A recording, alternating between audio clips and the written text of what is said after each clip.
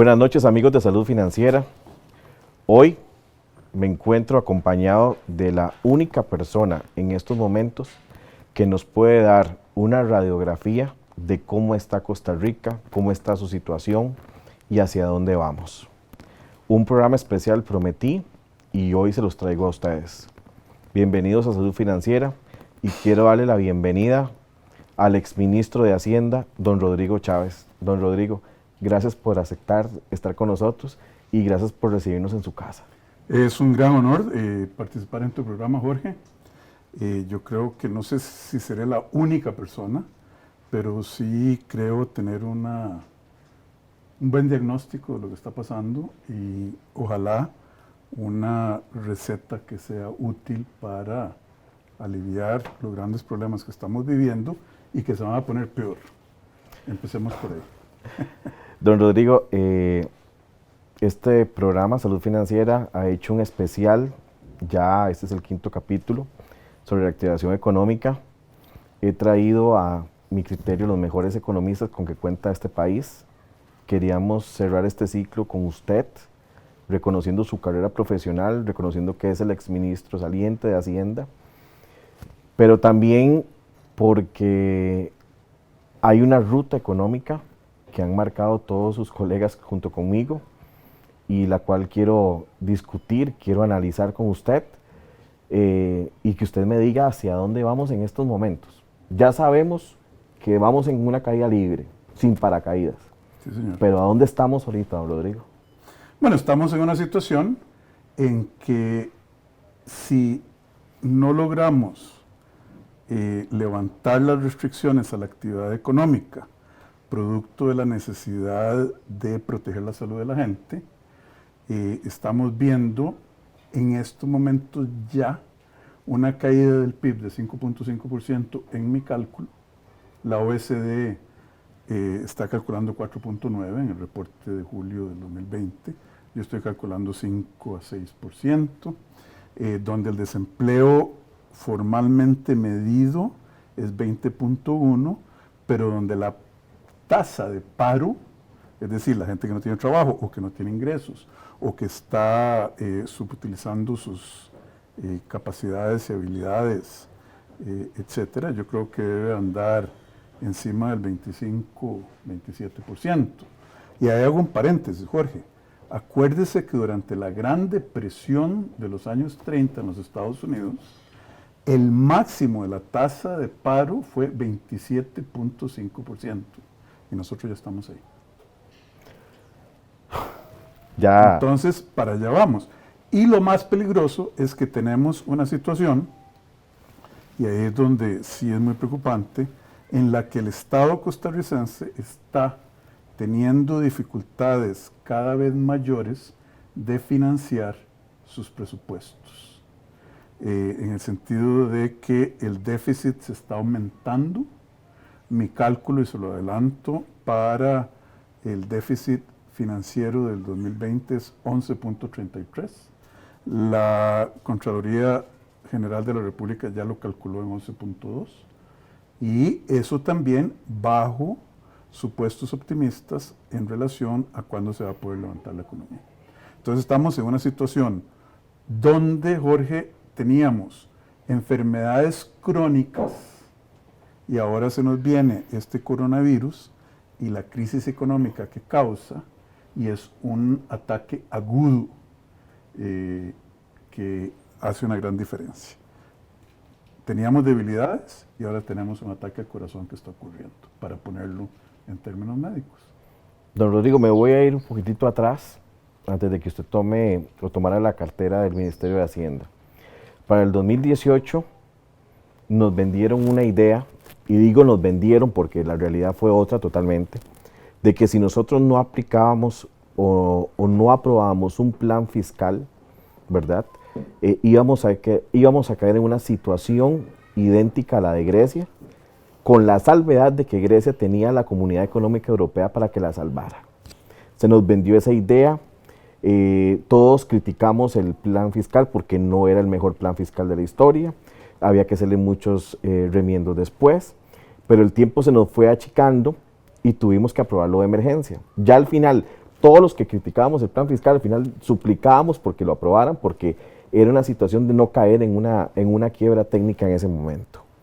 Llega el plan fiscal, se aprueba, la sala cuarta en un tiempo récord también le da su bendición, pero 3, 4 días después viene el primer bombazo de Hacienda y condona la deuda de un montón de grandes empresas, les da ese beneficio y lo primero que se dijo fue, bueno, entonces, ¿qué tan mal estábamos?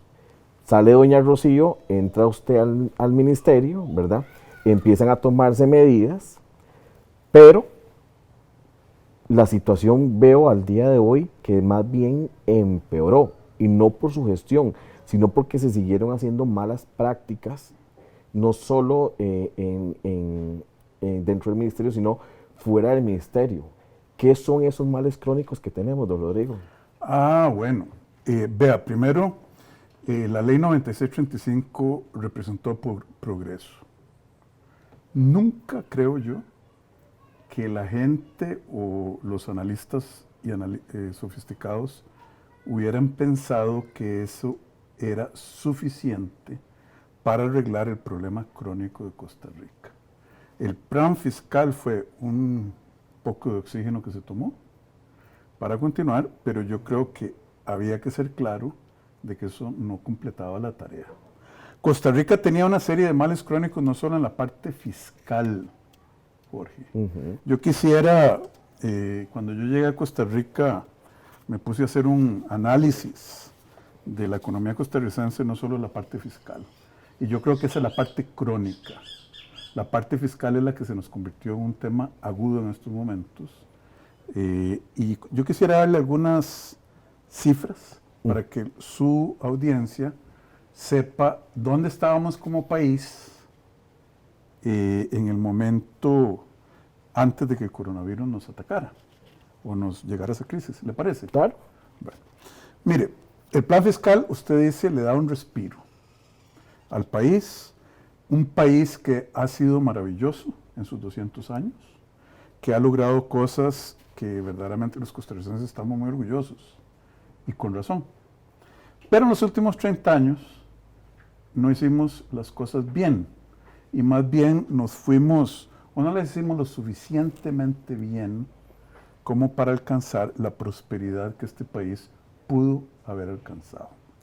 Entonces el plan fiscal viene, nos da un respiro de una crisis que ha sido causada del 2007 para acá, precisamente por la alegre administración financiera y de las finanzas públicas de este país, que, estoy siendo diplomático, pero que fundamentalmente fue irresponsable, que se enfocó en el corto plazo, en los objetivos inmediatos de quienes tenían el poder en aquel entonces, sin pensar en el futuro. Y como decía mi abuelita, Jorge, no hay plazo que no se venza. El futuro no se alcanzó. Entonces, mire, nosotros teníamos, antes de que el coronavirus viniera, la tasa de crecimiento más baja desde 1960. Y el PIB potencial, es decir, lo que podría crecer la economía, venía cayendo rápidamente. Eso es lo que estábamos viendo desde un punto de vista de generación de riqueza. Entonces, ¿eso qué significa? Que no lo estábamos haciendo bien. Invertíamos poquísimo como Estado en infraestructura. De hecho, Costa Rica era uno de los países más bajos del mundo en formación bruta de capital. ¿No? Y eso es importantísimo para la competitividad. Teníamos muy mala participación en el mercado laboral de la mitad del talento costarricense, de las mujeres. Nosotros estábamos muy por debajo del promedio de participación de las mujeres en el mercado laboral. Y vea qué mal que nos estábamos poniendo, que en 1980 Costa Rica tenía un ingreso per cápita, 1980, cuando la crisis, Costa Rica tenía un ingreso per cápita que era mucho más alto que el de Corea el de China y el de la República Dominicana. En el 80. Ok. Y crecimos tan mal y tan poco que nuestro ingreso per cápita hoy es menos, casi una tercera parte del de Corea. Y hace 40 años teníamos un ingreso per cápita de $3.500, mientras que Corea tenía un ingreso per cápita de $2.240. ¿Sí? Nos dejaron atrás. Lo mismo con China. China tenía un ingreso per cápita en el 80 de $310, un décimo de lo que tenía Costa Rica. Y hoy están un 50% más alto que nosotros. No 50%, perdón. Ellos tienen $18.000 y nosotros 17.500 en PPP. La República Dominicana ya nos pasó también.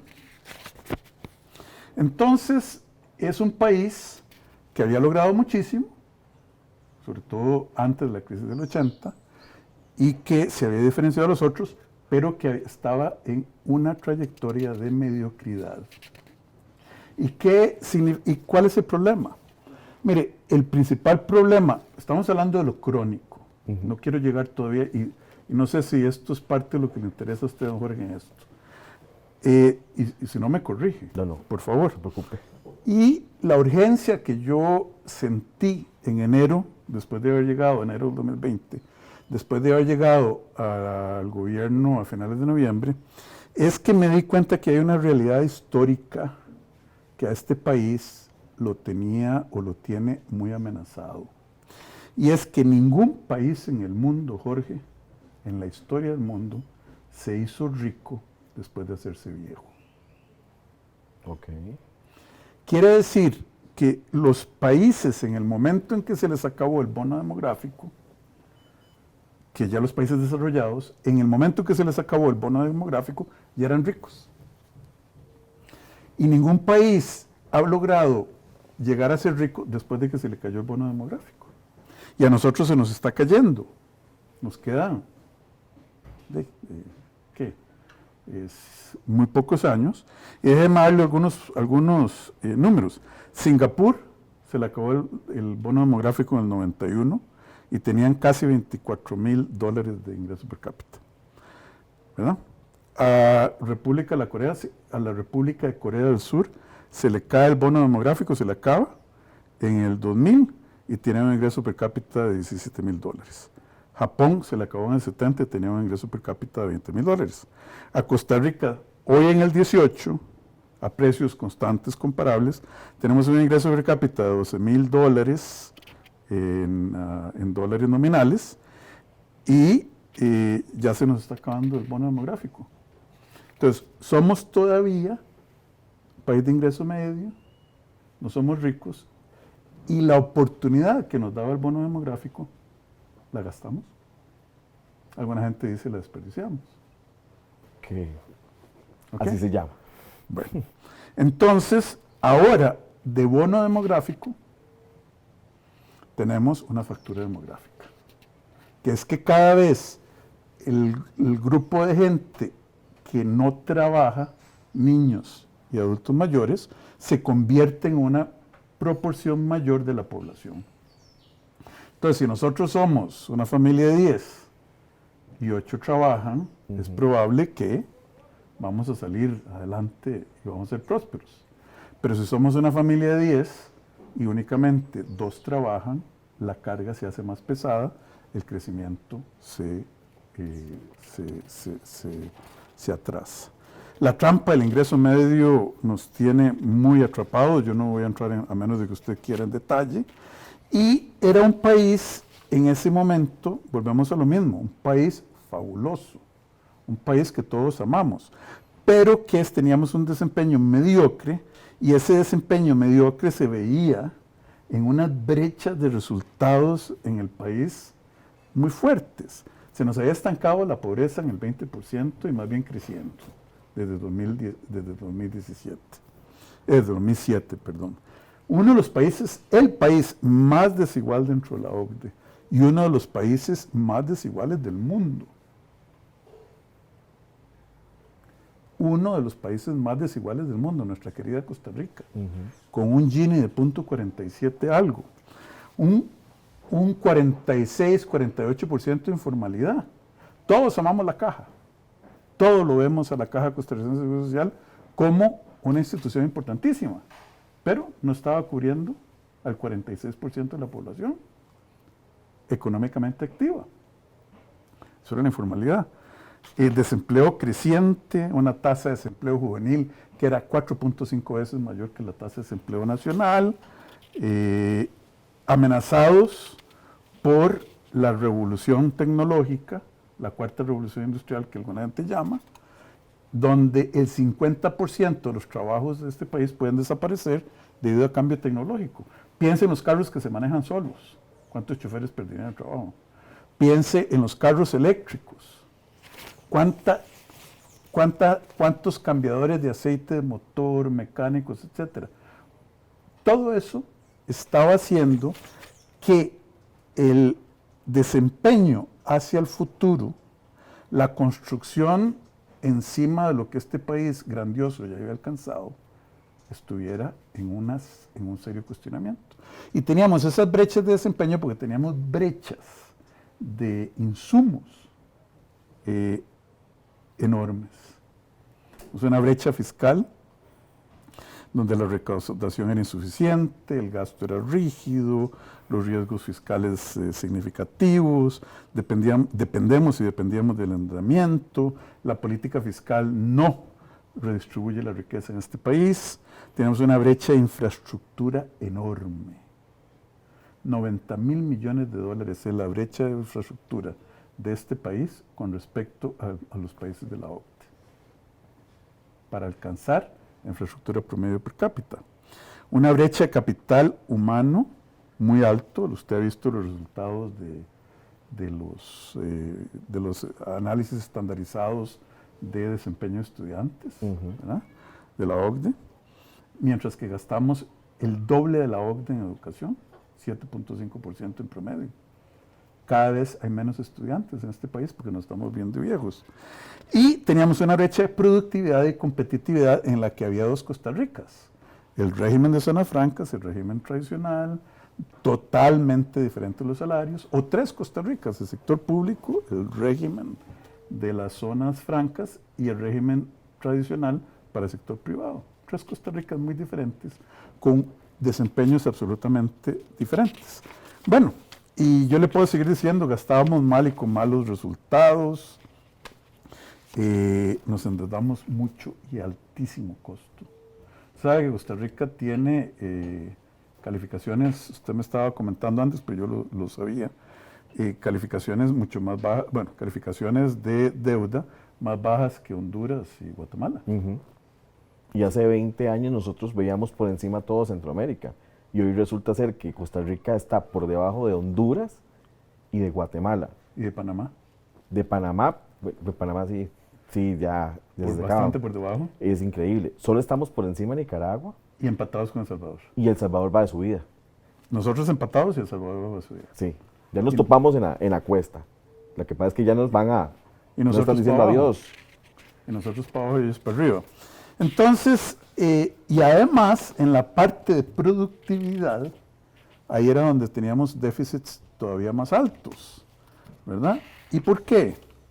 Bueno, porque teníamos una serie de políticas estructurales desastrosas. Un país, para darle un ejemplo nada más, en que la tarifa industrial de la electricidad es 17% más alta que la del competidor o la del país latinoamericano que sigue para abajo. ¿Y por qué?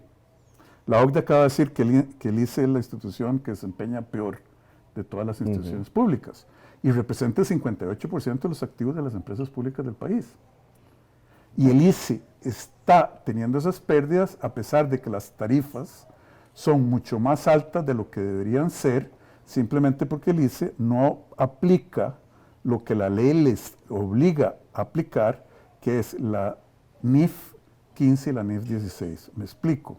Las normas internacionales de información financiera número 15 y número 16, si el ICE las aplicara como le manda la ley, las tarifas para todos nosotros serían como el 20% más bajo.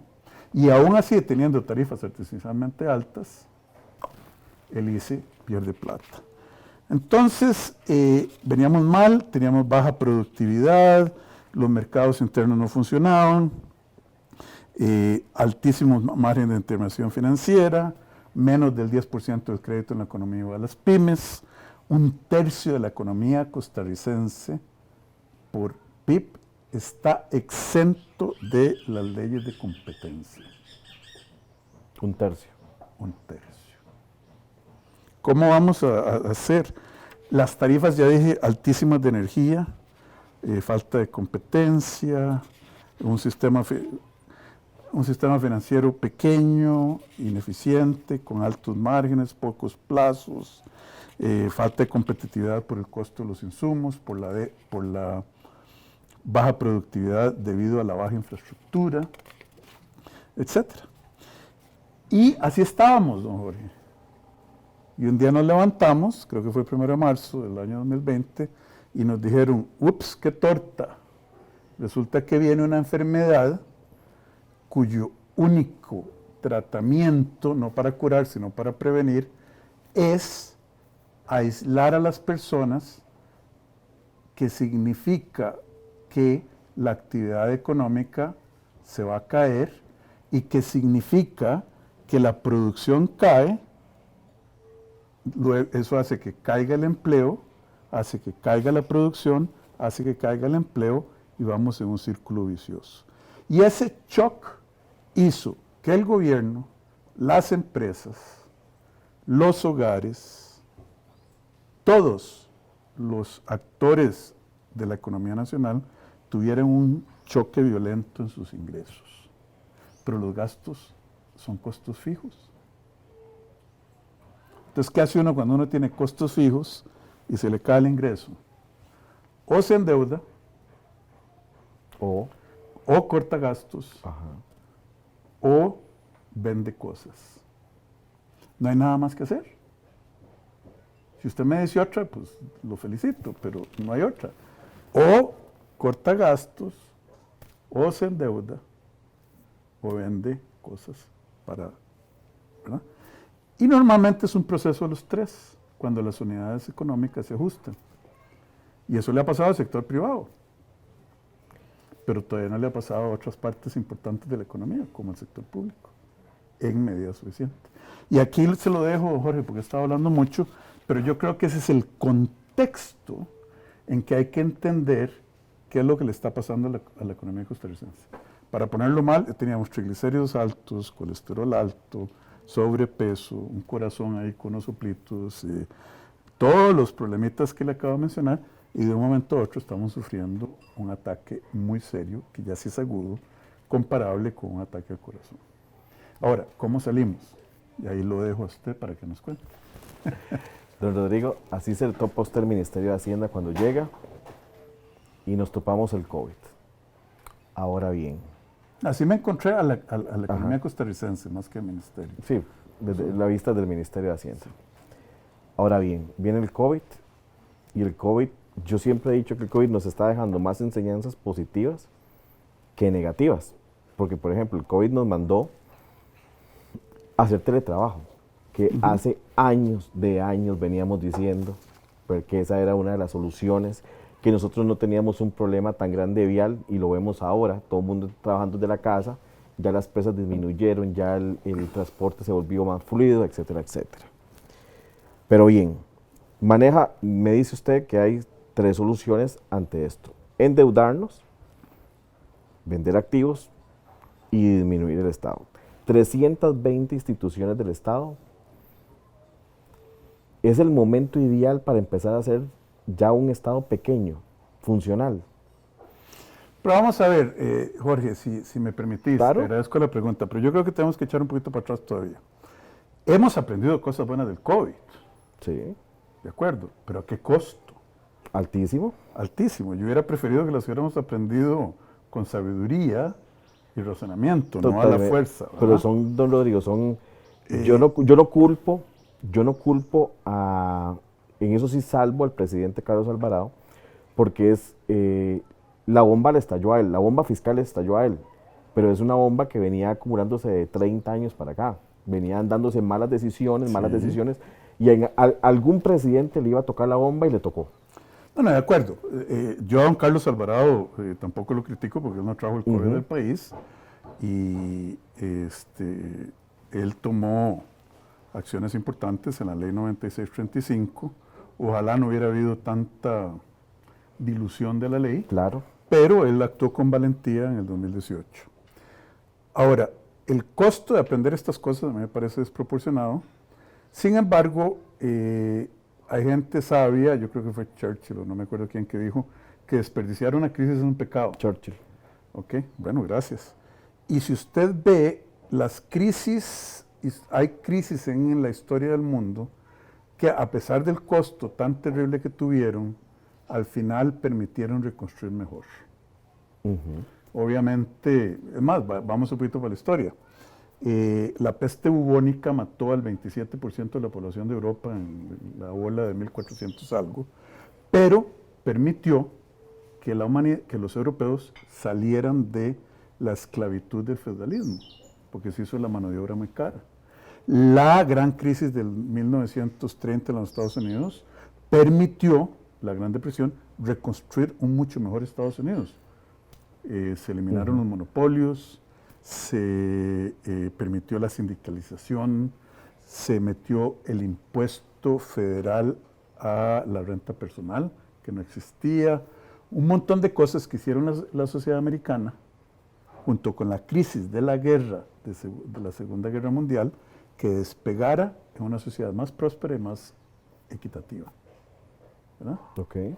La crisis del 2008 echó a perder la distribución del ingreso y que generó cosas como el populismo de Trump, de Orbán en Hungría, Bolsonaro en Brasil, los populismos de izquierda en otros países, los hermanos Kaczynski en Polonia.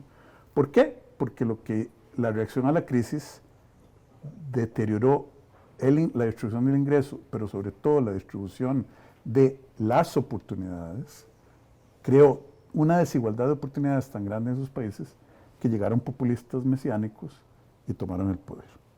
Entonces, antes de que empecemos a hablar de si hay muchas instituciones o no, yo creo que para entender qué es lo que tenemos que hacer los costarricenses, en mi humilde opinión, Jorge, necesitamos pensar que ya estamos más pobres, que el golpe está dado y no hay quite, que tenemos una factura que hemos acumulado, como decías vos, hace 30 años, de 42 mil millones de dólares en deuda de aquí a final de año, que hay que pagarla o si no nos vamos a un default que va a hacer que esto todavía se ponga muchísimo peor. Eso es fundamentalmente el peor de los escenarios.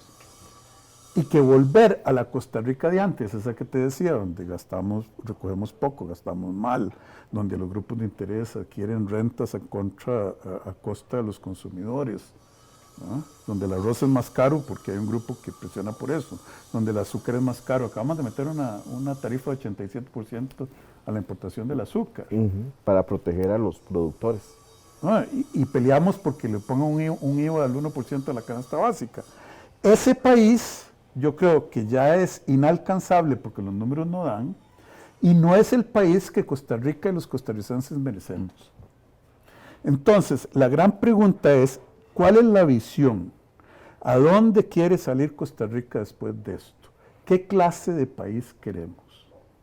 Y yo no he oído a nadie todavía dar una definición operativa, un norte, ahí está el norte, usted viaja para el norte porque sabe dónde está. Yo no he visto todavía una definición que me diga, ahí está el norte, el modelo de país que yo quiero, dentro del cual la economía es un elemento fundamental, pero no es lo único. ¿Verdad? Luego, si ahí queremos ir, bueno, tenemos que tener un diagnóstico en dónde estamos. ¿Cuál es el problema? ¿Cuál es el problema o los problemas que enfrentamos? ¿Cuáles son sus causas? ¿Cuáles son sus consecuencias? Desde un punto de vista cualitativo, desigualdad del ingreso, igualdad, cohesión social, criminalidad, pobreza, usted dígalo. así como desde el punto de vista cuantitativo, déficit fiscal, tasa de interés, etc.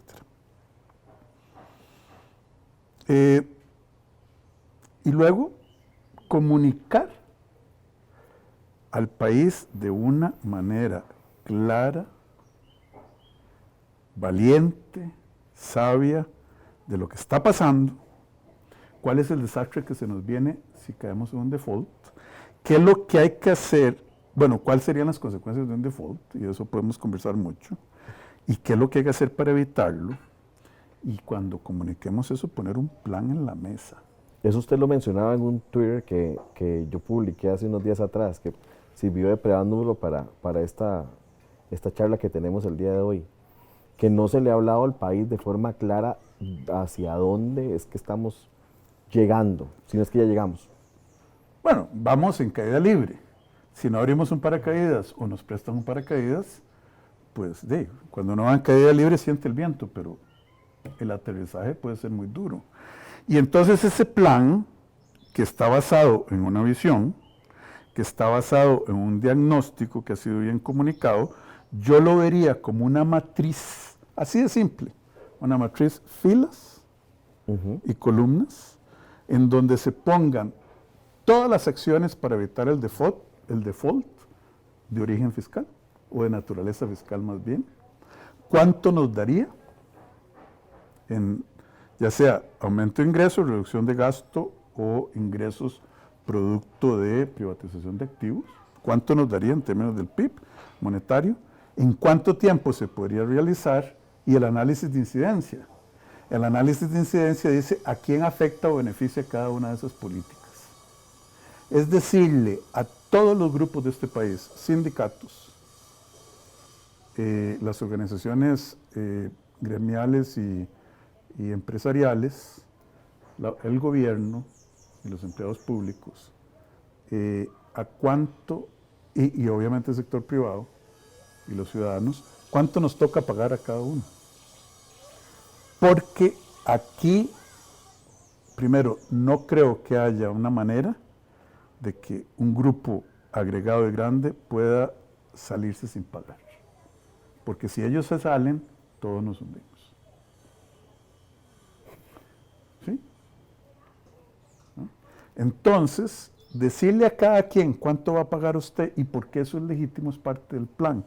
Entonces, la parte fiscal, el evitar el default. Ese es el primer elemento de una estrategia. Evitar el default a toda costa. Después podemos hablar de las consecuencias. Eso yo creo que sería terrible.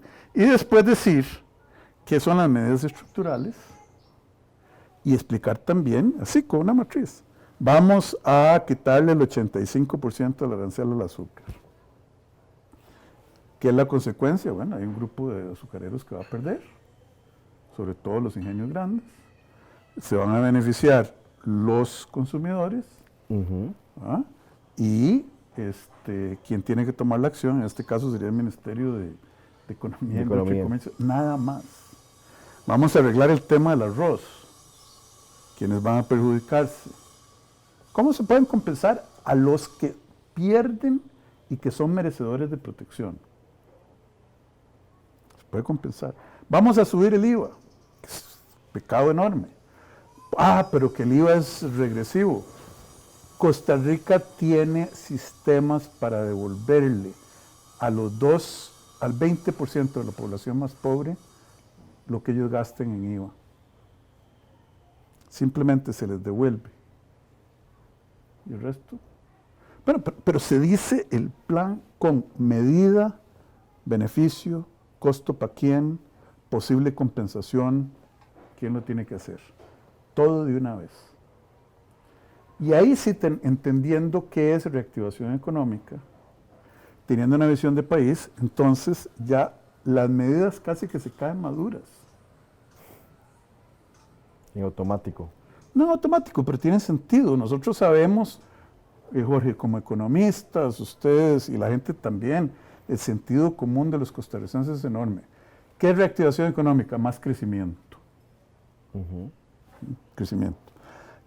desde que Adam Smith publicó su libro en 1776 sobre la economía, sabemos que crecimiento solo se puede lograr de dos maneras.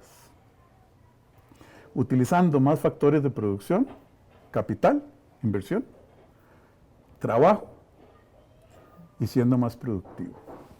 Factores de producción y siendo más productivo o ambas.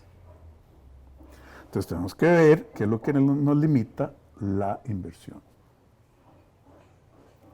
Tramitología, regulaciones, malos, la infraestructura, etc.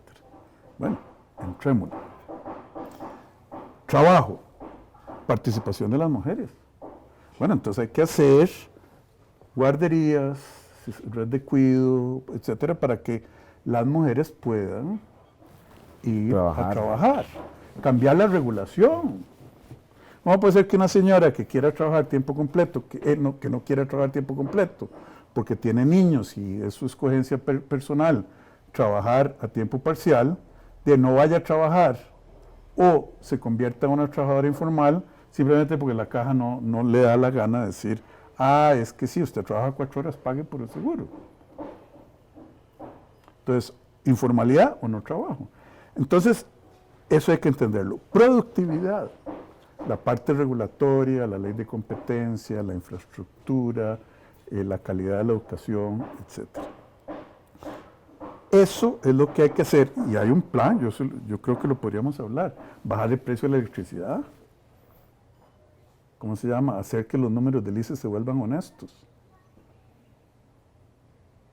De hecho, yo no me explico cómo la Asamblea Legislativa no le ha entrado a eso.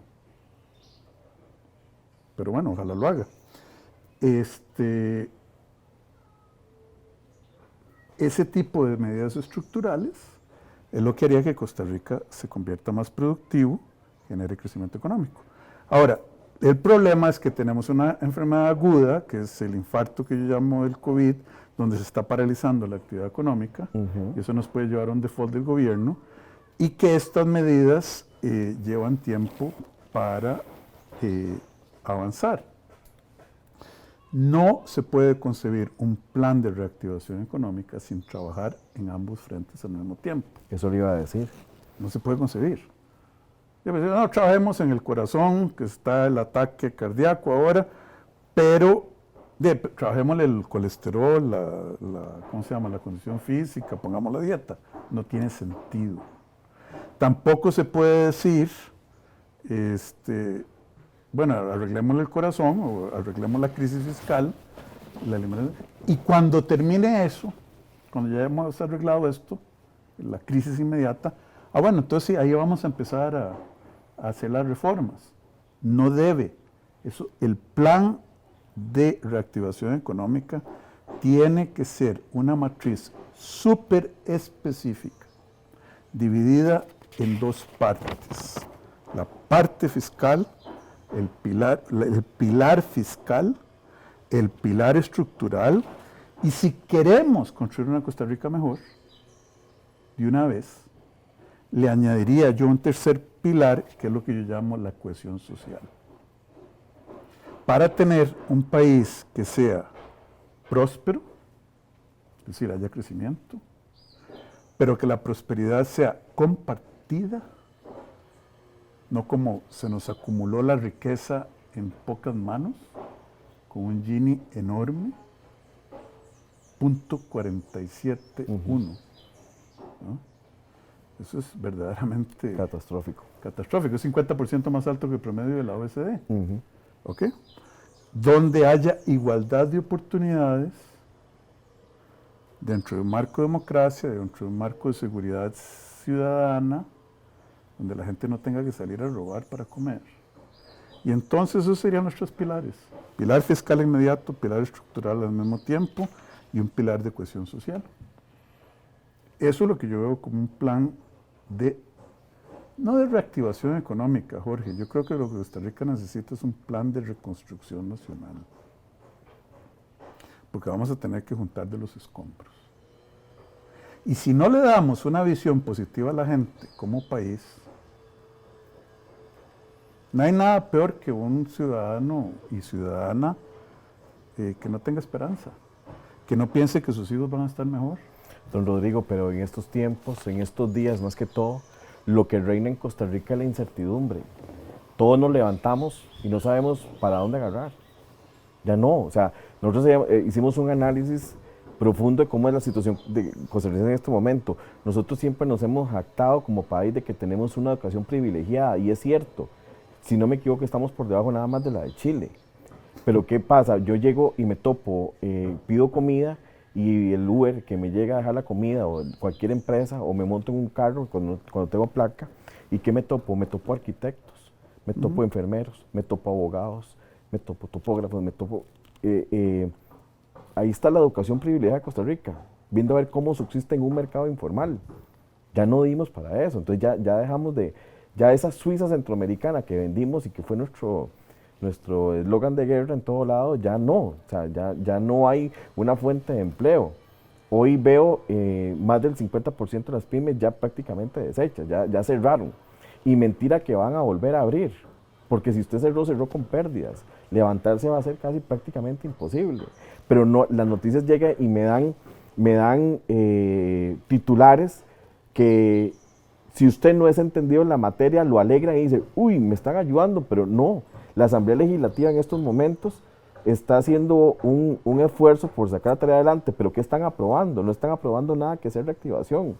En estos momentos y le hablo como ciudadano, yo en estos momentos ocuparía que me digan lo que usted dice, que me den una ruta, qué es lo que vamos a hacer, cómo vamos a salir, pero no me están diciendo absolutamente nada.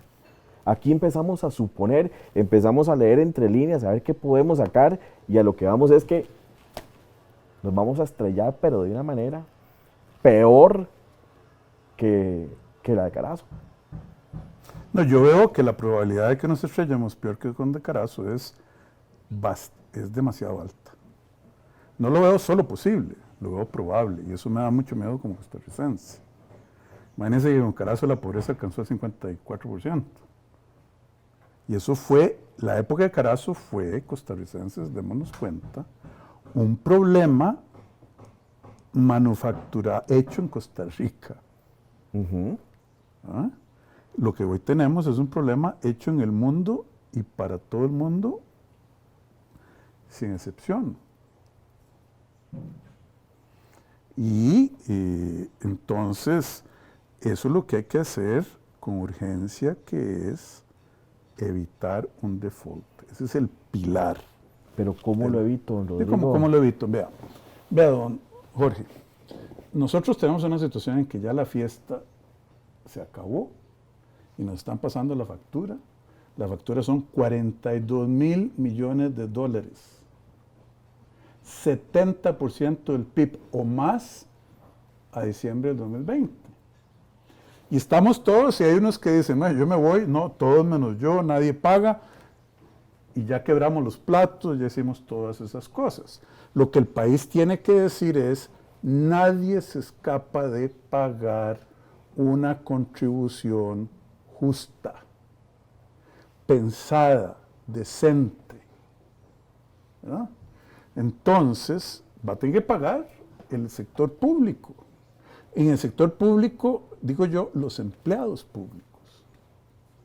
Yo no estoy de acuerdo con la reducción de jornadas. A mí me parece que es un instrumento que no es lo suficientemente fino y que fue una escogencia política para decir que no se puso un impuesto. Yo estoy de acuerdo con una sobretasa sobre el impuesto de la renta a los empleados públicos y al gerente del BAC, al gerente de la cervecería, a la gente que en el sector privado tiene ingresos que son demostrables y que es justo ponerle una tasa impositiva. Pero el sector público no se puede escapar. Ahora, que hayamos puesto un instrumento para mí muy torpe, es otro tema, eso lo podemos conversar. Va a tener que pagar la empresa privada. Tiene que pagar, porque la factura está ahí. Impago significa que no se recogen los recursos para honrar la deuda. Default significa que el gobierno no pudo en algún momento pagarle a los empleados, pagarle a los proveedores y pagarle a los inversionistas que nos prestaron plata. ¿Qué pasa en un default?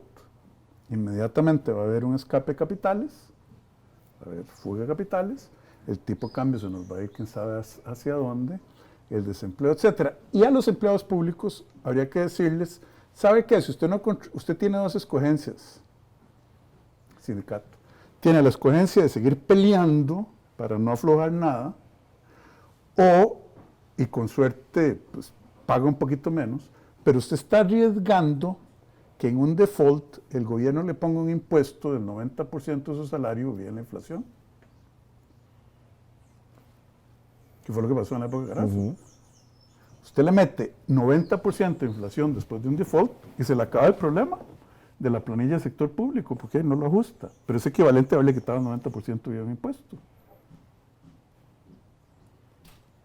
Y tal vez más con los bienes transables, ¿verdad? Que son importados, etcétera, pero hay efectos de segundo orden con los bienes no transables. La empresa privada jamás, el IVA, bueno, a mí no me gusta. A mí no me gustan los impuestos, a nadie. Pero nos comportamos de una manera que nos pusimos en una situación donde no hay cura sin dolor. Y como sociedad, no individualmente, pero como sociedad, y sobre todo el sistema político, nos llevó a esta situación. Y ahora tenemos que pagar todos y sufrir el dolor todos. Don Rodrigo, leí también un artículo suyo un día de estos y voy a hacer referencia en esta pregunta que para mí es fundamental. ¿Qué significa en las finanzas públicas de Costa Rica la evasión fiscal? La evasión fiscal significa un cáncer. La evasión fiscal significa la pérdida de legitimidad del Estado. La evasión fiscal es una de las causas fundamentales donde estamos. Yo calculo, hay un número de estudios que dicen cuánto es la evasión fiscal de este país, pero si uno saca el promedio entre el mínimo y el máximo, entre el rango, está en 6% del PIB. 6% del PIB, en un país que la recolección tributaria del gobierno central es 12.5 del PIB, y cayendo. ¿Es nuestro principal mal? No. Es uno. Vea, en la medicina hablan de los síndromes, que es, por ejemplo, el síndrome de deficiencias, el SIDA, síndrome de inmunodeficiencia adquirida. Inmunodeficiencia adquirida es una causa que tiene muchísimas manifestaciones. El virus del SIDA tiene muchísimas diferentes manifestaciones sobre el cuerpo. Nosotros tenemos un síndrome. La evasión fiscal y la incapacidad del Ministerio de Hacienda de evitarla es una manifestación de la falta de voluntad política para arreglar ciertas cosas. Es interesante que don Rodrigo Cubero, a quien yo respeto y le tengo aprecio, dijo que en ausencia de un acuerdo político, el país se podría hundir. En esencia, eso fue lo que dijo, que podríamos llegar a una crisis. Y don Rodrigo tiene razón, pero lo que no dijo don Rodrigo es que donde estamos es producto de los acuerdos políticos de los últimos 30 años. Y por tanto tiene que haber un cambio en la dinámica de las decisiones políticas para poder enmendar este país. Carlos Marx decía que todos los resultados económicos son producto de procesos políticos. Yo no soy marxista, pero hay algo ahí. Eso es un pensador de izquierda. Mansur Olson, un economista liberal, decía que los resultados económicos son, las diferencias en los resultados económicos es que hay grupos pequeños, poderosos y organizados, los grupos de interés, que le ganan en la guerra de las políticas públicas a la gran mayoría de la gente. Marx, porque no están organizados, porque no son poderosos, etc. Marx y Olson, en puntos opuestos en el espectro ideológico, están diciendo lo mismo. Bueno, nosotros tenemos 30 años de estar jugando chapitas. Hay que proteger a este grupito porque me ayuda electoralmente, hay que darles oxígeno, hay que darle a las municipalidades, sacarlas de la regla fiscal porque sirve para algo, hay que ayudarle hay que darle una exención tributaria a los maestros en la caja de Ande, porque aunque sea la institución más rentable, la institución financiera más rentable del país, hay que darle una exención de 15.000 millones de colones al año, que deberían pagar en renta y no pagan. Hay que quitarle a las cooperativas, son muy, muy buenas, hay que quitarle los impuestos a la cooperativa Dos Pinos, que es una transnacional, no paga impuestos. Y ahí vamos, gotita a gotita, se quiebra una piedra.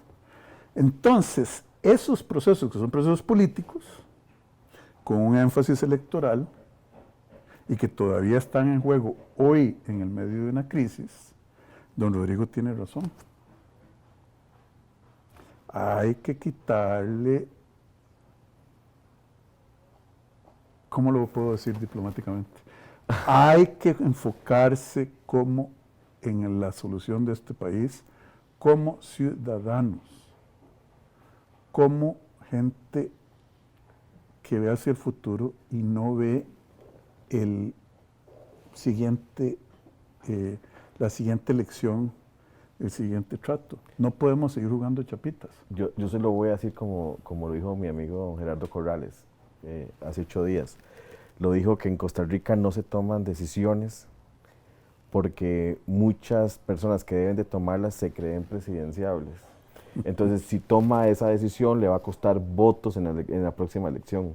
Entonces, estamos dejando de tomar decisiones porque están pensando ya en el 2022. Y entonces vamos de mal en peor. Si hemos tenido 30 años de malas decisiones, las vamos a seguir tomando si tenemos ese pensamiento. Pero es peor, porque yo le quiero agregar una dimensión. Tal vez sean dos caras de la misma moneda. No se toman las decisiones que afectan los intereses de aquellos que quieran ser presidentes, diputados, lo que fuera. Pero sí se toman las decisiones que no son para el bien común, como sacar a las municipalidades de la regla fiscal. Exacto. O meterle un 87% de tarifa de importación, aranceles de importación al azúcar, porque eso me ayuda. Entonces, las decisiones que se toman son las que no deberían estarse tomando y las que no se toman son las que obligatoriamente deberíamos estar tomando. Rodrigo Cubero tiene razón, pero le faltó decir cuál es la cola y por qué es importante un punto de inflexión en la dinámica política de este país. Porque sin un acuerdo político nos caemos, pero nos estamos cayendo por los acuerdos políticos del pasado. Pero es que la gente en estos momentos, para todo el que me está viendo, ya de una edad poquito más que la mía, se les olvida la crisis que fue después, en la administración Carazo, donde tenían que ir a un estanco a hacer fila para que le vendieran 1 kilo de cada cosa, donde totalmente todo escaseó. Y eso es lo que la gente tal vez no entiende, que estamos a punto de llegar con el default. Y es que esa gente que está tomando decisiones también tienen una memoria muy corta y no se acuerda que ya pasamos por eso y que fue una elección muy dura, porque recuperarnos costó años, no fue que nos recuperamos de la noche a la mañana. Es cierto, teníamos un super equipo económico en esos momentos con el expresidente Monge, ¿verdad? Pero no fue de la noche a la mañana que solucionaron el problema. Costa Rica sufrió y ahora estamos a punto de caer en una crisis que es prácticamente nunca antes vista. Nosotros ni siquiera la caso va a ser un leve recuerdo, pero no va a ser comparada en magnitud a lo que nos espera. A mí me tocó ir al estanco de Plaza Víquez.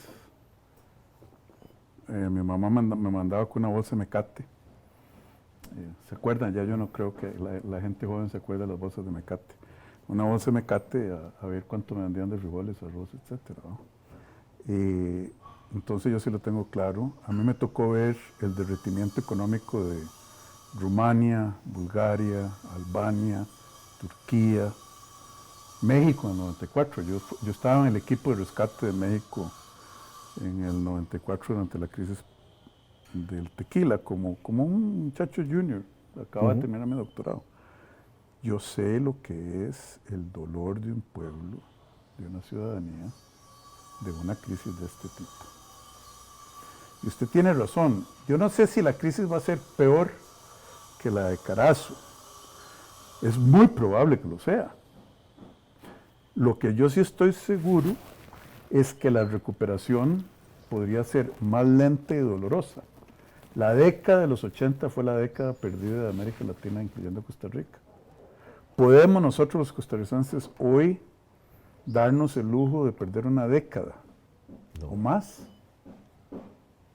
No es un lujo, no podemos. Yo creo que el tejido social de este país y las razones por que amamos tanto a este país y lo que hemos llegado a hacer en América Latina y en el mundo están en juego. Vea cómo me gustaría a mí ver, si uno hiciera un experimento intelectual, como decía Einstein, ¿no? Hagamos un experimento del pensamiento. ¿Usted sabe cuál sería la manera de negociar para que Costa Rica, entre los grupos para que Costa Rica no caiga en el default? Y obviamente esto es para explicar la dinámica de lo que nosotros necesitamos. Habría que sentar a los empresarios, al sector público, a los sindicatos y a todos los grupos del país, es decir, ¿saben qué? Tenemos 6 horas para negociar un acuerdo. Si al final de las 6 horas no tenemos una negociación firmada y lista para implementar, va a estallar una bomba y nos mata a todos. Además, antes de eso, si alguien se para y se va y no firma, explota una bomba y nos mata a todos. La bomba se llama el default. Y la bomba no va a estallar en 6 horas. La bomba va a estallar si no hacemos nada, y sí lo podemos hacer, en mi cálculo, en el 2021, más probable, posible en el 2020. Pero esa es la noción con la que todos tenemos que sentarnos, bueno, yo no me voy a sentar ahí, pero que se tiene que sentar la gente a discutir esa matriz específica y asignarle a cada quien cuánto va a pagar, y que si alguien no paga o se sale de la negociación y si no se llega a un acuerdo, la bomba del default nos explota a todos.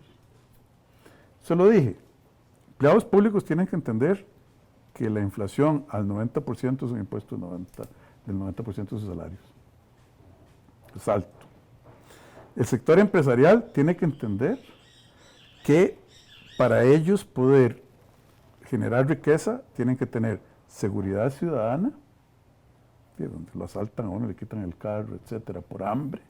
Eso no existe. No vienen los turistas y eso pasa. Donde necesita un Estado que siga construyendo infraestructura, dando los bienes públicos, etcétera. Al sector, donde haya gente que pueda comprarle lo que el sector privado produce. El sector financiero tiene que darse cuenta que en un default, bueno, dependiendo de los descalces entre activos y pasivos de sus clientes en dólares y colones, sus clientes van a quebrar, no lo van a pagar. Y cada sector tiene que ir entendiendo que no hay manera de escaparse de esa bomba si no llegamos a un acuerdo para cierto tiempo. Y que si alguien se para y se va y no paga, o no está dispuesto a pagar, ya los otros van a hacer lo mismo, igual nos va a dar a todos. Pero ¿dónde está la matriz? ¿Dónde están los 3 pilares bien especificados? La matriz fiscal, impuestos, con equidad, renta global, no renta cedular, ¿verdad? Las exenciones tributarias, señores y señoras, 5.8% del PIB. Solo en excepciones. Solo en exenciones. ¿Sí? No pague, yo le paso ahí. Como decía uno cuando jugaba Monopoly, chiquitillo, sálgase de la cárcel gratis. No, usted no paga, la Cooperativa de Ospinos no paga, la Caja de Ande no paga, la Sociedad Agrícola de Desarrollo de Cartago no paga, y usted va a la lista. Pero sí paga la pymes, Pero sí paga la persona física, sí paga la persona que acaba de perder su empresa, sí paga la persona que está en estos momentos con jornada reducida, sí paga el que tiene suspensión de contrato. Es una desigualdad muy, muy grande. No, no es una desigualdad, o sea, la desigualdad es el resultado, es una injusticia. Es una injusticia, sí. Es una injusticia, no se trata, justicia es tratar a iguales, igualmente. A desiguales, igualmente no es justo. Bueno, ¿cuál es en esencia las diferencias entre estas entidades y el sector privado? Yo creo que hay una injusticia que causa desigualdades y ineficiencias económicas y problemas. 5.8% del PIB, acuérdense de eso, en un país que el gobierno central recoge 12,5% del PIB. Entonces, vean, entre evasión. Eso le iba a decir, entre evasión y esas que mencionamos son casi un 13%. ¿Sí? Y las exenciones. Y las exenciones son un 13%. Es plata. Don Jorge, los destinos específicos. Las legislaturas de ayer, desde mi punto de vista, le expropiaron el derecho constitucional a la legislatura de hoy de formular el presupuesto. ¿Qué quiero decir yo? Hace 20 años, cuando se hizo la ley del INDER, los diputados dijeron, vamos a ponerle un impuesto al tabaco y al trago, al licor, y cada vez que alguien se fume un cigarro o se toma un trago, le entra tanta plata al INDER. Ok. Eso fue hace 20 años o 30 años, no sé. Bueno, no, ¿por qué la legislatura de hoy no puede decir, bueno, tal vez lo del INDER en estos momentos no sea tan importante, por eso el INDER tiene unos superávits enormes, que además no puede gastar, y deberíamos destinarle el presupuesto? Las parafiscales. ¿Cuánto recibe el Infocop cada año de las utilidades de los bancos públicos y del INS? Miles de millones de colones. ¿Por qué? Porque hace muchísimos años a alguien se le ocurrió. Conceptualmente, la legislatura de hoy podría legislar el presupuesto de Costa Rica en el 2040 hoy, porque todo va a partidas específicas. Y ahí hay miles de millones de pesos que tal vez ya no sean prioridad, el destino específico. Mire, entonces, en lo fiscal hay muchísimo que hacer, pero el problema es que donde usted camine se va a parar en el dedo gordo de alguien que le puede meter un pescozón. Señores de Salud Financiera, el programa se nos hizo corto, pero debo decirles que vamos a tener una segunda parte. Los espero el próximo jueves, al ser las 8 de la noche. Que Dios los bendiga.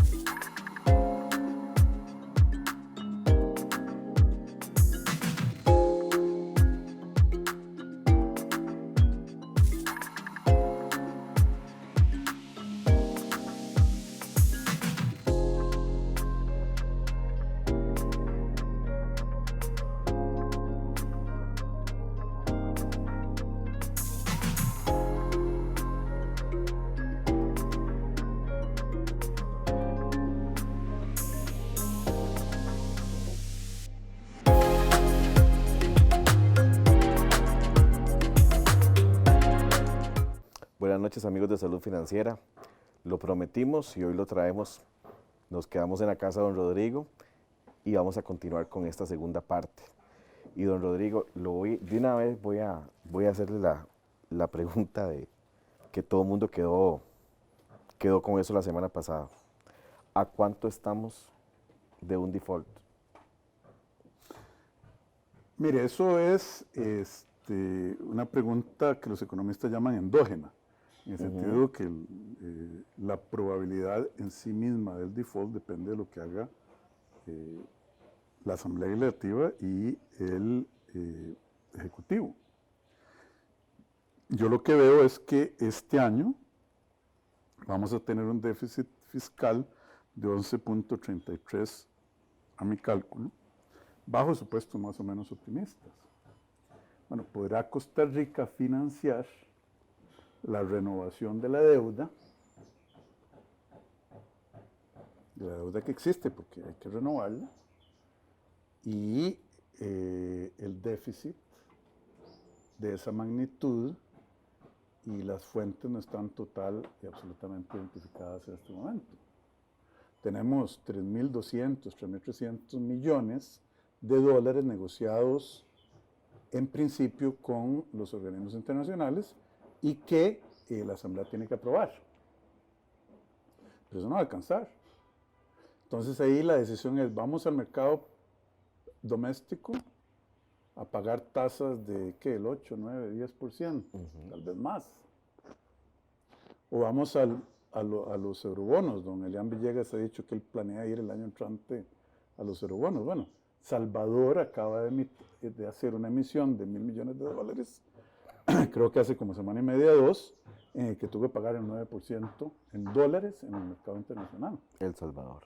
El Salvador, que tiene nuestra misma calificación. Y donde El Salvador va para arriba, nosotros eso mismo le iba a decir. Entonces, ¿cuándo? Depende de la valentía y de la sabiduría en la negociación de una matriz de políticas fiscales que evite el impago y de una matriz de políticas estructurales que permita el rebote y de una matriz de cohesión social para garantizar la paz, la armonía, un Estado de Derecho y una sociedad más equitativa donde la prosperidad sea mejor distribuida. Pero entonces yo lo que veo problemático, y me gustaría aconsejarle a todos los involucrados, es no hagan la negociación una chapita a la vez. Yo le cambio a usted el 1% del IVA por el impuesto del salario escolar. Y se desgastan políticamente en eso. Yo le cambio a usted la ley que exime a las municipalidades de la regla fiscal, quién sabe por qué. No sé. Bueno, ahora metamos ya a los diputados en la Comisión de Hacendarios, le dieron un dictamen positivo ayer al segundo presupuesto extraordinario y al segundo presupuesto extraordinario y a la reducción de jornadas. Aunque la reducción de jornadas me parece un error, tal como le mencioné antes, bueno, están negociando algo muy estrecho, 199 mil millones de corte. Cuando en realidad ya sabemos que de mínimo, la Contraloría dice que va a caer 1.2 billones. 1.200.000 millones de colones es la caída de la Contraloría. Yo lo pongo en 1.4, 1.5. 199 mil millones en ese contexto es como la sal de la cocina. Es importante, pero es poquito. Entonces vamos, y eso es lo que crea la incertidumbre, eso es lo que crea que no se sabe a dónde vamos. Pongan la matriz completa con los 3 pilares y que se negocie de una vez. Cuando el Fondo Monetario venga, la plata nos va a servir. No nos va a rescatar. El Fondo Monetario nos puede dar 750 millones de dólares por año, nada más. El año entrante, Jorge, tenemos necesidades brutas de financiamiento del 16.5% del PIB. ¿De dónde? Si el fondo nos va a poder dar 750 millones por año, máximo, por las reglas de desembolso de ellos, los mercados financieros para nosotros van a estar carísimos. El mercado doméstico, 16.5% del PIB. ¿Cuántos miles de millones de dólares es eso? Son 16.5 de 60.000 millones, más o menos. Ok. Y si... Son como 18.000, ¿cuántos? 18.000 millones de dólares. Sí. Por ahí. Ok. Voy a ir al fondo. Voy a ir a negociar con el fondo. ¿Pero a qué precio? Es la pregunta que todos nos hacemos. Todo el mundo habla hoy de las condiciones que nos va a poner el fondo. Todo el mundo anda diciendo que, todo el mundo dice o supone que el fondo nos va a decir, bueno, van a pasar el IVA de un 13 a un 15, porque ellos ocupan recuperar su dinero y es la única forma viable que los puedan recuperar. Y estamos hablando, estamos suponiendo cosas que todavía no han pasado, pero que pueden ser que sucedan. Es un costo alto. No, es que el costo es alto porque el costo ya se incurrió. No, me refiero al costo es alto en una economía que estamos viendo, a ver, vamos a ir a negociar, pero no reactivamos la economía. Mira, Jorge, una persona sabia escoge entre los males el menor. Y en estos momentos, en el menú de cosas que pueden pasar y que están pasando, no hay nada bueno. Es escoger entre cosas malas, porque ya hay un costo que no se puede ignorar. Entonces, vea, ¿cuál es la opción a ir al fondo? Una probabilidad mayor, casi que certeza, de un default. Entonces, no es comparar entre IVA y no IVA. En condiciones normales yo preferiría no aumento del IVA. Pero no es eso, es comparar entre un aumento del IVA y un default. Ambas malas, ¿verdad? Pero la menos mala es el aumento del IVA. Y además que desde un punto de vista de equidad, se pueden manejar las cosas para que la gente menos próspera de este país se le pueda economizar el impacto negativo. Se puede bajar el costo de la canasta básica yo diría, si usted baja arroz, frijoles, café, leche, sigamos contando, producto de mayor competencia, eso les va a ayudar muchísimo.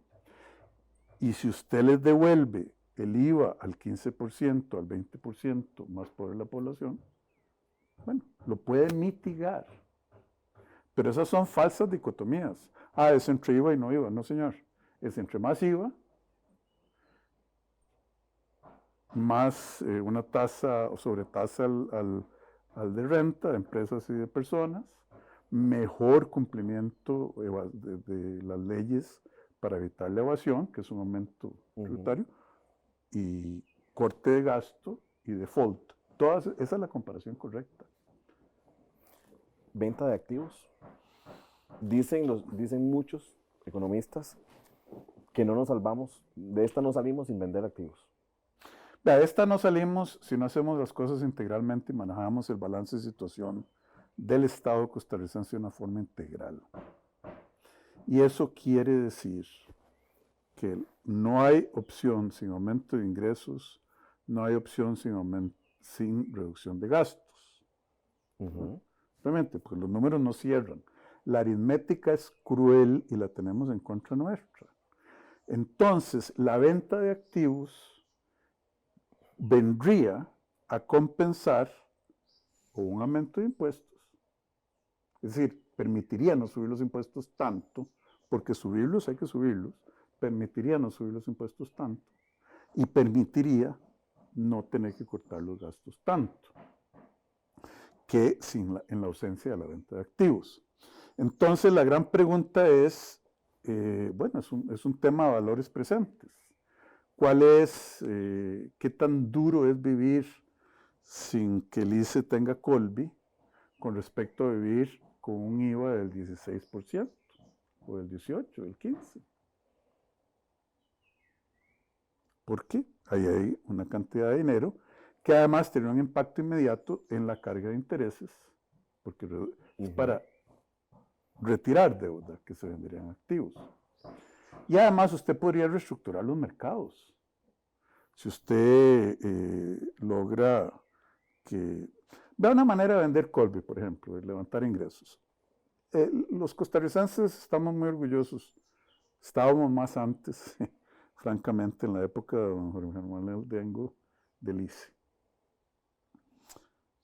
Y creemos que el ICE en telecomunicaciones, ¿por qué no separar Colby del ICE como una estructura jurídica independiente con su propia personería y vender en lo que los americanos, en una oferta inicial de acciones en la Bolsa Nacional de Valores, acciones de esa empresa nueva de Colby a la gente y las empresas costarricenses por un 49% de las acciones? Yo no llamaría eso privatización, yo llamaría eso democratización de las empresas del Estado. El INS podría emitir acciones y vendérselas a costarricenses. El INS es la empresa que genera utilidades. Empresa pública que genera utilidades. Entonces, 50% a entidades que se le puede, de las acciones del ICE que se le pueden vender, del INS, perdón, que se le pueden vender a entidades corporativas costarricenses y a las personas costarricenses que quieran invertir y beneficiarse de la rentabilidad del INS. Ahí no hay ningún ataque a la soberanía nacional. ¿Y bancos? Bancos, volvemos a lo mismo. Ahí están. Porque si vendemos, si tomamos la decisión de vender activos, tenemos que vender algo de que valga. Que valga plata. ¿Verdad? No vamos a vender, o sea, yo siempre he, no criticado, para no decirlo tan feo, pero siempre he dicho que vender fanal, ¿cuánto nos pueden dar por fanal, por ejemplo? ¿Ok? Pero un Banco Costa Rica, por ejemplo, un BICSA. Bueno, el BICSA vale más que Fanal, pero Fanal también pudo haber sido, pues yo no lo veo pasando, ni veo que esté pasando lo de BICSA tampoco, o que vaya a pasar. Fanal pudo haber sido una prueba de cómo se trabaja con un banco de inversión, lo mismo con BICSA, una prueba política de cómo hubiera reaccionado la sociedad costarricense, ¿verdad? Y entonces, la primera vez siempre todo cuesta más, ¿no? Pudo haber sido un buen paso. Ahora, el Banco de Costa Rica venderlo, volvemos a lo mismo. ¿Cuánto le gusta que vale el Banco de Costa Rica? O sea, eso solo lo sabríamos si efectivamente se pone a la venta.